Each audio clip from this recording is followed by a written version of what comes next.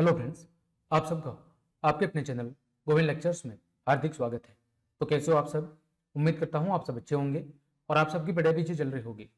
तो आज से हम कक्षा 10 विज्ञान विषय के इंपॉर्टेंट क्वेश्चन आंसर की सीरीज शुरू कर रहे हैं, जिसमें आज हम अध्याय 1 रासायनिक अभिक्रिया एवं समीकरण के जितने भी इंपॉर्टेंट क्वेश्चन आंसर बन रहे हैं उन सभी की चर्चा करेंगे, जो आपके आने वाली अर्धवार्षिक परीक्षा के साथ साथ आपकी बोर्ड परीक्षा के लिए भी उपयोगी साबित होंगे।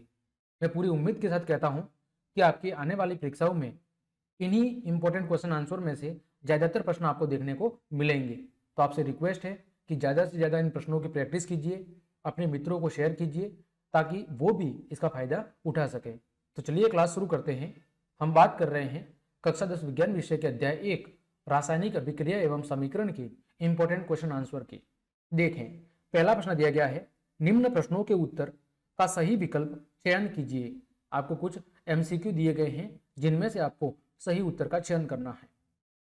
पहला प्रश्न आपके सामने दिया गया है, नीचे दी गई अभिक्रिया के संबंध में कौन सा कथन असत्य है? कौन सा कथन असत्य है? देखो, अभिक्रिया क्या दी हुई है? पीबीओ लेड ऑक्साइड की अभिक्रिया कार्बन के साथ कराई जा रही है। किसकी अभिक्रिया? पीबीओ का मतलब होता है लेड ऑक्साइड या सीसा जिसे हम कहते हैं। ठीक है, लेड ऑक्साइड यही है और पीबी को क्या बोलते हैं? लेड या सीसा बोलते हैं। तो ये लेड ऑक्साइड है, इसकी अभिक्रिया कार्बन के साथ कराई जा रही है। तो क्या बन रहा है? लेड बन रहा है और CO2 बन रहा है, कार्बन डाइऑक्साइड बन रही है। तो मैं बताना है कि इसके संबंध में जो ये 4 कथन दिए गए हैं इनमें से कौन असत्य है, गलत वाला बताना है। पहला कथन है सीसा अपचयित हो रहा है। दूसरा है कार्बन डाइऑक्साइड उपचित हो रहा है। तीसरा कार्बन उपचित हो रहा है और चौथा है लेड ऑक्साइड अपचित हो रहा है। तो आप सब जानते होंगे उपचयन और अपचयन का मतलब क्या होता है। पहले इस बात को समझना जरूरी है। देखो, उपचयन का मतलब होता है कि ऑक्सीजन में वृद्धि होना और हाइड्रोजन में कमी होना, यह होता है उपचयन। और अपचयन होता है ऑक्सीजन के अंदर कमी होना और हाइड्रोजन की मात्रा में वृद्धि होना। तो यहां पर देखो पीबीओ के साथ ऑक्सीजन जुड़ी हुई थी, यहां पर नहीं है, यानी कम हो गई। तो जिसके साथ ऑक्सीजन कम हो रही है इसका मतलब क्या है? वो क्या हो रहा है? वो अपचित हो रहा है। और जिसके साथ ऑक्सीजन जुड़ रही है वो क्या हो रहा है? वो उपचित हो रहा है। तो देखो, सीसा अपचित हो रहा है, गलत है। क्यों? क्योंकि यहां पर लेड ऑक्साइड अपचित हो रहा है, सीसा नहीं हो रहा।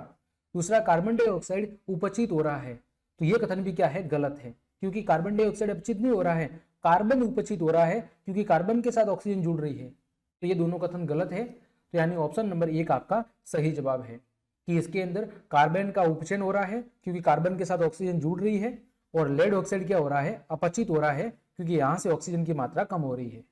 ठीक, ये था आपका पहला प्रश्न। आगे बढ़ते हैं, प्रश्न संख्या 2। F2O3 ferrous oxide plus 2Al, aluminium की बात हो रही है। क्या बनेगा? Aluminium oxide plus ferrous. जब आयरन ऑक्साइड की अभिक्रिया एल्यूमिनियम के साथ कराई जाती है तो एल्यूमिनियम ऑक्साइड बनता है और क्या बनता है? फेरस। तो ऊपर दी गई अभिक्रिया किस प्रकार की है यह हमें बताना है। तो देखो, सिंपल सी बात है, पहले ऑक्साइड किसके साथ जुड़ा हुआ था? फेरस के साथ। अब ये किसके साथ जुड़ रहा है? एल्यूमिनियम के साथ। यानी ऑक्सीजन का क्या हो गया? विस्थापन हो गया। तो ऐसी अभिक्रिया जिसमें किसी एक तत्व का दूसरे तत्व के साथ विस्थापन होता है उसे कौन सी अभिक्रिया कहते हैं? उसे हम विस्थापन अभिक्रिया कहते हैं। तीसरा प्रश्न है, लोह चूर्ण पर, किस पर? लोह चूर्ण का मतलब है Fe, आयरन पर HCl। जब आयरन की HCl के साथ अभिक्रिया कराई जाती है तो क्या बनता है ये हमें बताना है। तो ऐसी स्थिति में क्या बनता है? FeCl3 प्लस बनता है आपका H2, यानी कि फेरस क्लोराइड प्लस क्या बनती है? हाइड्रोजन गैस बनती है। तो फेरस क्लोराइड और हाइड्रोजन गैस, ऑप्शन नंबर 1 आपका सही है। अगला प्रश्न संख्या 4, प्रकाश संश्लेषण की अभिक्रिया में कौन सी गैस प्रयुक्त है? प्रकाश संश्लेषण की अभिक्रिया में कौन सी गैस प्रयुक्त होती है? आप सब जानते होंगे, कार्बन डाइऑक्साइड। कौन सी गैस? Carbon dioxide. आगे बढ़ते हैं, प्रश्न संख्या 5, किसी रासायनिक अभिक्रिया में पदार्थ जिसमें रासायनिक परिवर्तन होता है उसे क्या कहते हैं? अभिक्रिया के दौरान जिस पदार्थ की रासायनिक संरचना में परिवर्तन होता है उसे हम कहते हैं अभिकारक, क्योंकि अभिक्रिया में भाग लेने वाले पदार्थों को हम अभिकारक कहते हैं। और अभिक्रिया के परिणाम स्वरूप बनने वाले पदार्थों को हम क्या कहते हैं? उत्पाद कहते हैं। और ऐसे पदार्थ जो अभिक्रिया की दर को यानी अभिक्रिया की दर यानी गति को बढ़ाने या घटाने का काम करते हैं, उन्हें कहते हैं हम उत्प्रेरक। तो इसका सही जवाब होगा ऑप्शन नंबर 2। अगला, मैग्नीशियम की अभिक्रिया ऑक्सीजन के साथ कराई रही है तो मैग्नीशियम ऑक्साइड बनता है। जब मैग्नीशियम की अभिक्रिया ऑक्सीजन के साथ यानी जब मैग्नीशियम को वायु की उपस्थिति में जलाया जाता है तो क्या बनता है? मैग्नीशियम ऑक्साइड बनता है। और मैग्नीशियम के दहन की अभिक्रिया किस प्रकार की अभिक्रिया है? तो देखो, दो चीजें मिलकर, दो अभिकारक मिलकर एक उत्पाद बना रहे हैं, तो ये कौन सी अभिक्रिया होगी? ये होगी आपकी संयोजन अभिक्रिया। क्योंकि संयोजन का मतलब ही क्या होता है? जुड़ना। जब दो या दो से अधिक चीजें जुड़ के एक नई चीज बनाती है तो उसे कहते हैं संयोजन अभिक्रिया। अगला, रासायनिक समीकरणों को संतुलित करने की सामान्य विधि को क्या कहते हैं? तो उसका नाम है हीट एंड ट्रायल विधि। क्या नाम है? हीट एंड ट्रायल विधि। ठीक है, ये थे आपके कुछ इंपॉर्टेंट एमसीक्यू। आगे बढ़ते हैं कुछ इंपॉर्टेंट शॉर्ट क्वेश्चन आंसर की ओर। पहला प्रश्न है, कंकाली समीकरण किसे कहते हैं? क्या दिया हुआ है? कंकाली समीकरण किसे कहते हैं? तो देखो, यहाँ पर एक अभिक्रिया ली हुई है, मैग्नीशियम को वायु की उपस्थिति में जलाया जाता है तो क्या बनता है? Magnesium oxide. तो जब अभिकारकों और उत्पादों को रासायनिक सूत्र के रूप में लिखकर रासायनिक समीकरण में प्रदर्शित किया जाता है तो ऐसा समीकरण कंकाली रासायनिक समीकरण कहलाता है। जब अभिकारकों और उत्पादों को रासायनिक सूत्र के रूप में लिखकर रासायनिक समीकरण में व्यक्त किया जाता है तो उसे बोलते हैं कंकाली रासायनिक समीकरण। क्योंकि ये कंकाली इसलिए है क्योंकि यहाँ पर ये संतुलित नहीं है। देखो, Mg प्लस O2 क्या बन रहा है? MgO। तो यहाँ पर देखो, ऑक्सीजन के दो अणु है, यहाँ पर एक ही है, यहाँ पर मैग्नीशियम एक है, लेकिन ये संतुलित नहीं है, तो यहाँ पर हम दो लगा देंगे तो यह क्या बन जाएगा? 2MgO। अब इसको हम क्या कहेंगे? अब इसको हम कहेंगे संतुलित रासायनिक समीकरण। ठीक है, और यदि ये संतुलित अगर नहीं होता तो हम क्या बोलते हैं? इसको कंकाली रासायनिक समीकरण। अगला प्रश्न है प्रश्न संख्या 9, दानेदार जस्ते पर तनु सल्फ्यूरिक अम्ल यानी H2SO4 मिलाने पर कौन सी गैस मुक्त होती है?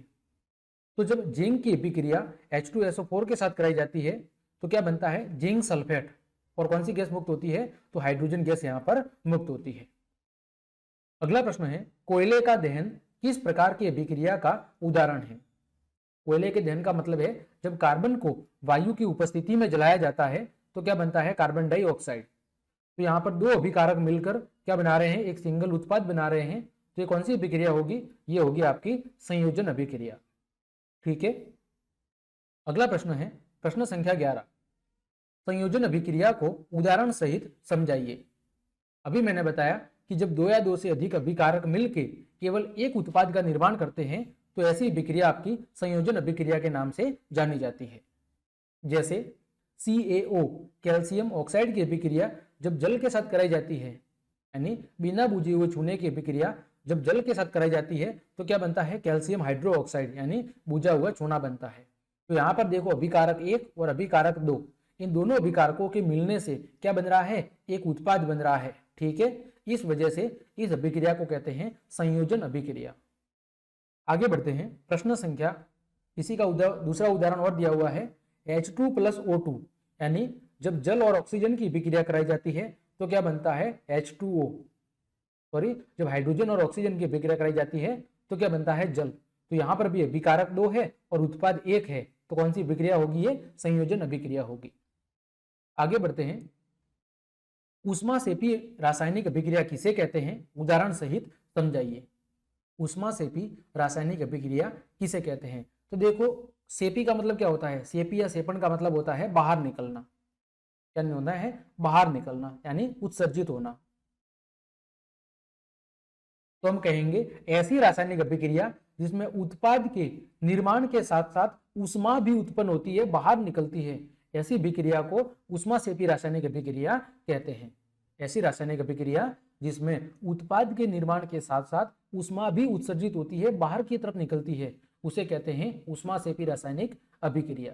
जैसे प्राकृतिक गैस का दहन, जब मेथेन को ऑक्सीजन की उपस्थिति में जलाया जाता है तो कार्बन डाइऑक्साइड, जल और किसका निर्माण होता है? ऊर्जा का। और यहाँ पर ऊर्जा क्या होती है? बाहर की तरफ निकलती है।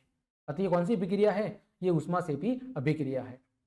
दूसरा उदाहरण है, जो श्वसन की क्रिया होती है वो हमारे श्वसन की क्रिया भी ऊष्मासेपी अभिक्रिया है, क्योंकि हम जानते हैं कि भोजन की पाचन क्रिया के समय खाद्य पदार्थ छोटे छोटे टुकड़ों में क्या हो जाते हैं, टूट जाते हैं। जब हमारे शरीर में पाचन की क्रिया होती है तो जो जटिल खाद्य पदार्थ के अणु होते हैं वो छोटे छोटे टुकड़ों के अंदर टूट जाते हैं। जैसे चावल, आलू, ब्रेड आदि में क्या होता है, कार्बोहाइड्रेट होता है, और इन कार्बोहाइड्रेट के टूटने से क्या प्राप्त होता है, ग्लूकोज। और यह ग्लूकोज हमारे शरीर की कोशिकाओं में उपस्थित ऑक्सीजन के साथ मिलकर हमें क्या प्रदान करता है, ऊर्जा प्रदान करता है। वही अभिक्रिया यहाँ पर लिखी हुई है। जब ग्लूकोज की अभिक्रिया, ठीक है, ऑक्सीजन के साथ होती है तो कार्बन डाइऑक्साइड, जल और किसका निर्माण होता है, ऊर्जा का निर्माण होता है। ठीक है, तो यहाँ पर भी ऊर्जा बाहर निकल रही है, और तो ये कौन सी अभिक्रिया है, ऊष्मासेपी अभिक्रिया है। तीसरा उदाहरण है, सब्जियों या वनस्पति द्रव्य का जब विघटन होकर कंपोस्ट यानी खाद बनता है तो वहां पर भी ऊष्मासेपी अभिक्रिया ही होती है। ठीक है, ये था आपका प्रश्न संख्या 12। आगे बढ़ते हैं प्रश्न संख्या 13 की ओर। यह दिया हुआ है, दीवारों पर सफेदी करने में किसके विलयन का उपयोग किया जाता है। तो देखो, जब कैल्शियम ऑक्साइड यानी बिना बुझे हुए चूने की अभिक्रिया जल के साथ कराई जाती है, जब बिना बुझे हुए चूने को जल के अंदर घोला जाता है तो क्या बनता है, बुझा हुआ चूना यानी कैल्शियम हाइड्रोक्साइड बनता है। और इस अभिक्रिया में निर्मित बुझे हुए चूने के विलयन का उपयोग, इस बुझे हुए चूने का उपयोग CaOH2 कैल्शियम हाइड्रोक्साइड का उपयोग दीवारों पर सफेदी करने के लिए किया जाता है, जो वायु में उपस्थित कार्बन डाइऑक्साइड के साथ धीमी गति से क्रिया करके क्या बनाता है, कैल्शियम कार्बोनेट, और कैल्शियम कार्बोनेट की चमकदार परत का दीवार के ऊपर निर्माण करता है, जिसकी वजह से वो धीरे धीरे आकर्षित होती है या चमकना शुरू हो जाती है। तो जब कैल्शियम हाइड्रोक्साइड की अभिक्रिया कार्बन डाइऑक्साइड के साथ होती है तो क्या बनता है, कैल्शियम कार्बोनेट और जल बनता है। ठीक है, आगे बढ़ते हैं। संगमरमर का रासायनिक सूत्र क्या है, तो calcium carbonate CaCO3, calcium carbonate को ही कहते हैं संगमरमर। ठीक है, आगे बढ़ते हैं। वियोजन अभिक्रिया अपघटन को ऊष्मीय, प्रकाश और विद्युत अपघटन के द्वारा समीकरण सहित समझाइए, यानी वियोजन प्रक्रिया को आपको समझाना है। तो ऐसी रासायनिक अभिक्रिया, देखो वियोजन का मतलब क्या होता है, वियोजन का मतलब होता है टूटना। जब एक अभिकारक टूटकर एक से अधिक क्या बनाता है, उत्पाद बनाता है, तो ऐसी अभिक्रिया को वियोजन अभिक्रिया कहते हैं, या कहते हैं अपघटन अभिक्रिया। तो ऐसी रासायनिक अभिक्रिया जिसमें एकल अभिकर्मक यानी अकेला अभिकर्मक ऊष्मा, प्रकाश या विद्युत के द्वारा अपघटित होकर यानी टूटकर छोटे छोटे उत्पादों को क्या करता है, निर्माण करता है, तो ऐसी अभिक्रिया को वियोजन अभिक्रिया के नाम से जाना जाता है। ठीक है, अब देखो सबसे पहले दिया हुआ है ऊष्मीय वियोजन, यानी ऐसी अभिक्रिया जिसमें अभिकारक का अपघटन ऊष्मा के कारण होता है, यानी जो अभिकारक है वो ऊष्मा के कारण छोटे छोटे उत्पादों में टूटता है, तो ऐसी अभिक्रिया को कहते हैं ऊष्मीय वियोजन। जैसे फेरस सल्फेट, जब फेरस सल्फेट को ऊष्मा दी जाती है तो ये फेरस ऑक्साइड और किसमें बदलता है, SO2, ठीक है, और किसमें बदलता है, SO3 में। इसी तरह कैल्शियम कार्बोनेट बुझे हुए चूने को जब गर्म किया जाता है तो ये कैल्शियम ऑक्साइड और कार्बन डाइऑक्साइड में टूटता है। इसी तरह लेड नाइट्रेट PbNO3 को जब गर्म किया जाता है तो लेड, फिर ये क्या होता है, भूरे रंग का धुआं NO2, और किसमें टूटता है, ऑक्सीजन में। तो जब किसी अभिकारक का वियोजन ऊष्मा के कारण होता है तो उसे कहते हैं ऊष्मीय वियोजन। आगे विद्युत अपघटन, जब किसी अभिकारक का जो अपघटन है वो विद्युत के कारण होता है तो उसे कहते हैं विद्युत अपघटन। तो जल का विद्युत अपघटन कराने पर एनोड पर हमें ऑक्सीजन गैस और कैथोड पर कौन सी गैस मुक्त होती है, हाइड्रोजन गैस मुक्त होती है। ये वाला चित्र आपने देखा होगा। ठीक है, तीसरा है प्रकाशीय अपघटन, यानी जब किसी अभिकारक का अपघटन प्रकाश की उपस्थिति के कारण होता है, यानी प्रकाश से प्राप्त होने वाली ऊर्जा के कारण होता है, तो उसे कहते हैं प्रकाशीय अपघटन। जैसे सिल्वर क्लोराइड, इसको जब सूर्य के प्रकाश की उपस्थिति में रखा जाता है तो यह सिल्वर और क्लोरीन गैस में क्या होता है, टूट जाता है। इसी तरह सिल्वर ब्रोमाइड, जब इसे सूर्य के प्रकाश की उपस्थिति में रखा जाता है तो यह सिल्वर और ब्रोमाइड में टूट जाता है।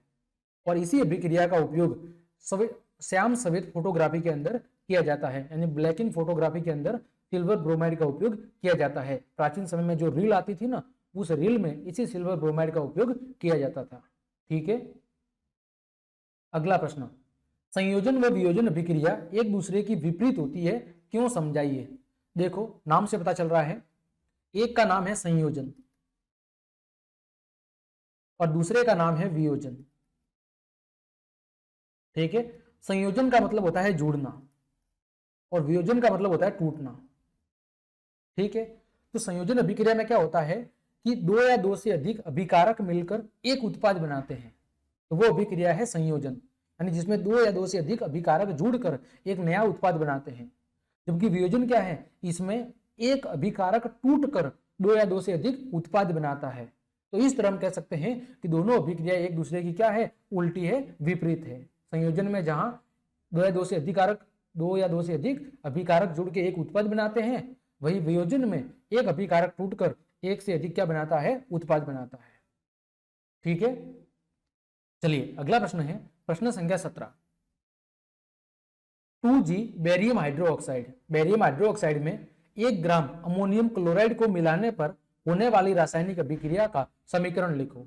तो बेरियम हाइड्रोक्साइड का सूत्र क्या होता है, BaOH2, और इसकी अभिक्रिया करा रहे हैं अमोनियम क्लोराइड NH4Cl से। तो क्या बनेगा, बेरियम क्लोराइड बनेगा और क्या बनेगा, सोडियम हाइड्रोक्साइड। ठीक है, अगला प्रश्न है 18वां, विस्थापन अभिक्रिया को समझाइए। विस्थापन का मतलब क्या होता है, एक जगह से दूसरी जगह पर जाना। तो देखें, ऐसी रासायनिक अभिक्रिया जिसमें अधिक सक्रिय तत्व, ज्यादा एक्टिव तत्व कम सक्रिय तत्वों को उसके विलयन से क्या कर देता है, विस्थापित कर देता है या हटा देता है, ऐसी अभिक्रिया को क्या कहते हैं, विस्थापन अभिक्रिया कहते हैं। ऐसी कोई रासायनिक अभिक्रिया जिसमें एक अधिक सक्रिय तत्व कम सक्रिय तत्वों को उसके विलयन से क्या कर देता है, हटा देता है, ऐसी अभिक्रिया को विस्थापन अभिक्रिया के नाम से जाना जाता है। जैसे कॉपर सल्फेट के विलयन में लोहे की किल को डुबोने पर लोहे की किल का रंग कैसा हो जाता है, भूरा, तथा कॉपर सल्फेट के विलयन का नीला रंग क्या पड़ जाता है, मलिन पड़ जाता है, फीका पड़ जाता है। ये विस्थापन अभिक्रिया का ही उदाहरण है। देखो मैं समझाता हूं, यहाँ पर फेरस लोहे की किल है, उसका अभिक्रिया कराई जा रही है कॉपर सल्फेट के साथ। कॉपर सल्फेट का रंग कैसा है, नीला, और लोहे का रंग कैसा होता है, लोहे की किल का रंग होता है भूरा। जब इन दोनों की अभिक्रिया कराई जाती है तो जो फेरस है वो कॉपर की तुलना में अधिक सक्रिय होता है, अतः यह कॉपर को क्या करेगा, कॉपर सल्फेट के विलयन से विस्थापित कर देगा। तो क्या बनेगा, फेरस सल्फेट, ये भूरे रंग का होगा, और कॉपर का जो नीला रंग है वो हल्का क्या पड़ जाएगा, धुंधला पड़ जाएगा, मलिन पड़ जाएगा। तो यहाँ पर फेरस अधिक सक्रिय है कॉपर की तुलना में, अतः इसने कॉपर को कॉपर सल्फेट के विलयन से क्या कर दिया, हटा दिया, विस्थापित कर दिया। दूसरा उदाहरण है, जब जिंक की अभिक्रिया कॉपर सल्फेट के साथ कराई जाती है तो क्या बनता है, जिंक सल्फेट और कॉपर। तो यहाँ पर जिंक के द्वारा कॉपर को विस्थापित किया गया है। फिर जब लेड की अभिक्रिया कॉपर क्लोराइड के साथ कराई जाती है तो क्या बनता है, लेड क्लोराइड, और क्या बनता है, कॉपर। तो यहाँ पर पीबी लेड के द्वारा कॉपर को विस्थापित किया गया है। तो जब अधिक सक्रिय तत्व के द्वारा कम सक्रिय तत्वों को उसके विलयन से विस्थापित किया जाता है, हटाया जाता है, तो ऐसी अभिक्रिया को विस्थापन अभिक्रिया के नाम से जाना जाता है। अगला प्रश्न है, द्विविस्थापन अभिक्रिया को उदाहरण सहित समझाइए। देखो यहाँ पर लिखा हुआ है द्विविस्थापन, तो यानी ऐसी अभिक्रिया जिसमें अभिकारकों के बीच में किसका, आयनों का आदान प्रदान होता है, ऐसी अभिक्रिया को द्विविस्थापन अभिक्रिया कहते हैं। विस्थापन में किसका विस्थापन होता है, किसी तत्व का विस्थापन होता है, लेकिन द्विविस्थापन के अंदर अभिकारकों के बीच में आयनों का विस्थापन होता है। ठीक है, देखें अभिक्रिया सोडियम सल्फेट Na2SO4 की अभिक्रिया बेरियम क्लोराइड के साथ कराई जा रही है। तो यहां पर क्या बन रहा है, बेरियम सल्फेट, और क्या बन रहा है, सोडियम क्लोराइड। तो यहां पर सोडियम और क्लोरीन के बीच में आयनों का विस्थापन हुआ है और बेरियम और सल्फेट के बीच में आयनों का विस्थापन हुआ है। तो जब अभिकारकों के बीच में आयनों का आदान प्रदान होता है तो उसे द्विविस्थापन अभिक्रिया कहते हैं। ठीक इसी तरह PbNO3 लेड नाइट्रेट की अभिक्रिया जब पोटेशियम आयोडाइड के साथ कराई जाती है तो क्या बनता है, लेड आयोडाइड, और क्या बनता है, पोटेशियम नाइट्रेट बनता है। तो यहाँ पर Pb और I के बीच में आयनों का आदान प्रदान हुआ है और NO3 और पोटेशियम के बीच में। तो यहाँ पर आयनों के आदान प्रदान की वजह से यहाँ पर द्विविस्थापन अभिक्रिया हो रही है। अगला प्रश्न है, अवक्षेपण अभिक्रिया किसे कहते हैं। यह प्रश्न तो आपके मॉडल पेपर में भी पूछा गया है। तो ऐसी रासायनिक द्विविस्थापन अभिक्रिया या ऐसी रासायनिक अभिक्रिया जिसमें अभिक्रिया के बाद किसी अवक्षेप का निर्माण होता है। अवक्षेप क्या होता है, अवक्षेप एक ठोस पदार्थ होता है जो जल के अंदर कैसा होता है, अविलय। अविलय का मतलब जल के अंदर घुलता नहीं है। तो जब किसी अभिक्रिया के परिणाम स्वरूप ठोस अवक्षेप का निर्माण होता है तो ऐसी अभिक्रिया को अवक्षेपण अभिक्रिया के नाम से जाना जाता है। जैसे सोडियम सल्फेट की अभिक्रिया जब बेरियम क्लोराइड के साथ कराई जाती है तो बेरियम सल्फेट क्या बनता है, अवक्षेप के रूप में बनता है और क्या बनता है, सोडियम क्लोराइड बनता है। ठीक है। अगला, कॉपर का कॉपर ऑक्साइड में उपचयन की अभिक्रिया। तो उपचयन का मतलब क्या है, ऑक्सीजन का योग होना और हाइड्रोजन में कमी होना। तो जब कॉपर की अभिक्रिया ऑक्सीजन के साथ कराई जाती है तो क्या बनता है, कॉपर ऑक्साइड बनता है। क्या बनता है, कॉपर ऑक्साइड। किसकी उपस्थिति में, ताप की उपस्थिति में, क्योंकि यहाँ पर कॉपर के साथ ऑक्सीजन का योग हो रहा है अतः कॉपर का क्या हो रहा है, उपचयन हो रहा है। अगला प्रश्न है प्रश्न संख्या 22, कॉपर ऑक्साइड प्लस हाइड्रोजन। ठीक है, इसको गर्म कर रहे हैं तो क्या बन रहा है, कॉपर प्लस जल। तो अभिक्रिया में किस पदार्थ का ऑक्सीकरण हो रहा है और किसका अपचयन हो रहा है, और इस प्रकार की अभिक्रिया के एक अन्य उदाहरण भी दीजिए। तो देखो, जिन पदार्थों के अंदर ऑक्सीजन की वृद्धि होती है उसका क्या होता है, उपचयन, और जिसमें ऑक्सीजन की कमी या हाइड्रोजन की वृद्धि होती है उसका क्या होता है, अपचयन। तो देखो, कॉपर ऑक्साइड और जल, कॉपर ऑक्साइड और हाइड्रोजन, तो क्या बन रहा है, कॉपर और जल। तो देखो, पहले कॉपर ऑक्साइड के साथ ऑक्सीजन जुड़ा हुआ था, अब क्या हो रही है, इसमें ऑक्सीजन की कमी हो रही है। तो ऑक्सीजन की कमी होने का मतलब क्या है, इसका क्या हो रहा है, कॉपर का हो रहा है अपचयन। कॉपर ऑक्साइड का क्या हो रहा है, कॉपर ऑक्साइड का हो रहा है अपचयन। और हाइड्रोजन के साथ ऑक्सीजन जुड़ रही है, मतलब इसका क्या हो रहा है, हाइड्रोजन का हो रहा है उपचयन। ठीक है, तो कॉपर ऑक्साइड का क्या हो रहा है, अपचयन हो रहा है, और हाइड्रोजन का क्या हो रहा है, उपचयन। जिसकी ऑक्सीजन में वृद्धि होती है उसका उपचयन होता है, और जिसके ऑक्सीजन में कमी होती है उसका अपचयन होता है। ठीक है, वही बात यहाँ पर लिखी हुई है कि कॉपर ऑक्साइड में ऑक्सीजन की कमी हो रही है, इसीलिए इसका क्या हो रहा है, अपचयन हो रहा है, और हाइड्रोजन में ऑक्सीजन की वृद्धि हो रही है अतः इसका क्या हो रहा है, उपचयन हो रहा है। दूसरी और अभिक्रिया, जब ये क्या दिया हुआ है, zinc oxide ZnO, zinc oxide की अभिक्रिया कार्बन के साथ कराई जाती है तो zinc oxide plus carbon monoxide बनती है। तो यहाँ पर देखो, जिंक ऑक्साइड के साथ अब क्या हो रही है, इसका अपचयन हो रहा है क्योंकि इसके साथ ऑक्सीजन की कमी हो रही है। पहले ZnO था, अब क्या बन रहा है, Zn, यानी ऑक्सीजन की क्या हो रही है, कमी, यानी इसका क्या हो रहा है, अपचयन हो रहा है। और कार्बन, पहले कार्बन अकेला था, अब क्या बन रहा है, कार्बन मोनोऑक्साइड, ऑक्सीजन में क्या हो रही है, वृद्धि हो रही है, यानी इसका क्या हो रहा है, इसका उपचयन हो रहा है। तो यहाँ पर जिंक ऑक्साइड का अपचयन हो रहा है और कार्बन का उपचयन हो रहा है। अगला प्रश्न है, रेडॉक्स अभिक्रिया किसे कहते हैं, या जिसे हम उपचयन अपचयन अभिक्रिया भी कहते हैं। तो सिंपल सी बात है, ऐसी रासायनिक अभिक्रिया जिसमें उपचयन और अपचयन दोनों होते हैं उस अभिक्रिया को रेडॉक्स अभिक्रिया कहते हैं। ऐसी अभिक्रिया जिसमें एक अभिकारक का उपचयन होता है और दूसरा अभिकारक क्या होता है, अपचित होता है, ऐसी अभिक्रिया को हम रेडॉक्स अभिक्रिया कहते हैं। या दूसरे शब्दों में कह सकते हैं, ऐसी अभिक्रिया जिसमें उपचयन और अपचयन दोनों अभिक्रिया एक साथ होती है उसे रेडॉक्स अभिक्रिया के नाम से जाना जाता है। जैसे अभिक्रिया एक देखो, कॉपर ऑक्साइड प्लस हाइड्रोजन दोनों के बीच में जब अभिक्रिया होती है तो कॉपर और जल बनता है। तो यहाँ पर कॉपर का क्या हो रहा है, अपचयन, क्योंकि ऑक्सीजन में कमी हो रही है, और हाइड्रोजन का क्या हो रहा है, उपचयन, क्योंकि ऑक्सीजन में वृद्धि हो रही है। तो यहाँ पर अपचयन और उपचयन दोनों अभिक्रिया साथ में हो रही है, अतः इसे हम रेडॉक्स अभिक्रिया के नाम से जानते हैं। ठीक है। अगला प्रश्न संख्या 23, निम्न अभिक्रियाओं में उपचित और अपचित पदार्थों की पहचान करनी है। सिंपल सी बात है, पहली अभिक्रिया में सोडियम की अभिक्रिया ऑक्सीजन के साथ कराई जा रही है तो क्या बन रहा है, सोडियम ऑक्साइड। तो इस अभिक्रिया में सोडियम का क्या हो रहा है, उपचयन होकर क्या बन रहा है, सोडियम ऑक्साइड बन रहा है। दूसरी अभिक्रिया में कॉपर ऑक्साइड की अभिक्रिया हाइड्रोजन के साथ कराई जा रही है तो कॉपर और जल बन रहा है। तो यहाँ पर कॉपर का अपचयन हो रहा है क्योंकि ऑक्सीजन में कमी हो रही है, और हाइड्रोजन का उपचयन हो रहा है क्योंकि ऑक्सीजन में वृद्धि हो रही है। ठीक, आगे बढ़ते हैं। प्रश्न संख्या 24, संचारण किसे कहते हैं, उदाहरण दीजिए। तो जब कोई वस्तु अपने आसपास अम्ल, आर्द्रता, जल, नमी या वायुमंडल में उपस्थित जलवाष्प के संपर्क में आती है तो वे क्या हो जाती है, संचारित हो जाती है, यानी उस पर उसका जो वास्तविक गुण है वो अपने उस वास्तविक गुणों में कुछ कमी आ जाती है और उस पर क्या जड़ जाती है, उस पर कुछ हल्के रंग की क्या बढ़ जाती है, परत चढ़ जाती है, जिसकी वजह से उसके जो वास्तविक जो गुण होते हैं, वास्तविक जो विशेषता होती है वो कुछ फीकी पड़ जाती है। और इस प्रक्रिया को क्या कहते हैं, संचारण कहते हैं। जब कोई वस्तु अपने आसपास अम्ल, आर्द्रता, नमी, जलवाष्प आदि के संपर्क में आती है तब वो क्या हो जाती है, संचारित हो जाती है, और इस प्रक्रिया को कहते हैं संचारण। जैसे लोहे पर जंग लगना, चांदी के ऊपर काली परत जमना, तांबे के ऊपर हरी परत का चढ़ना, ये सब क्या है, संचारण के ही उदाहरण है। ठीक है, अगला प्रश्न है विकृत गंधिता को उदाहरण सहित समझाइए। तो विकृत गंधिता का मतलब क्या है कि वसा युक्त और तेलीय खाद्य सामग्री, वसा युक्त और तेल से बनी हुई खाद्य सामग्री को लंबे समय तक रखने पर वह क्या हो जाती है, उपचित हो जाती है, जिसकी वजह से वो क्या हो जाती है, विकृत गंधी हो जाती है, यानी उसके स्वाद में परिवर्तन हो जाता है, जिसकी वजह से उसका स्वाद और गंध क्या हो जाता है, बदल जाता है। इसे ही कहते हैं विकृत गंधिता, यानी गंध के अंदर परिवर्तन। प्राय तेलीय और वसा युक्त खाद्य सामग्रियों में उपचयन को रोकने वाले पदार्थ प्रतिऑक्सीकारक मिलाए जाते हैं।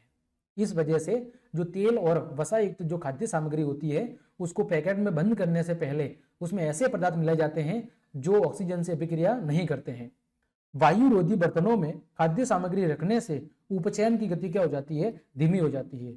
इसीलिए जो वसा और तेल युक्त जो चीजें होती है उनको वायुरोधी बर्तन में रखना चाहिए। वायुरोधी का मतलब है जिसमें ऑक्सीजन उपस्थित नहीं होती है, बिल्कुल बंद होते हैं। इसी वजह से चिप्स की थैलियों में नाइट्रोजन जैसी अक्रिय गैस प्रयुक्त होती है, जैसी नाइट्रोजन जैसी अक्रिय गैस प्रयुक्त करते हैं ताकि चिप्स का क्या ना हो, उपचयन ना हो और उसकी विकृत गंधिता ना हो।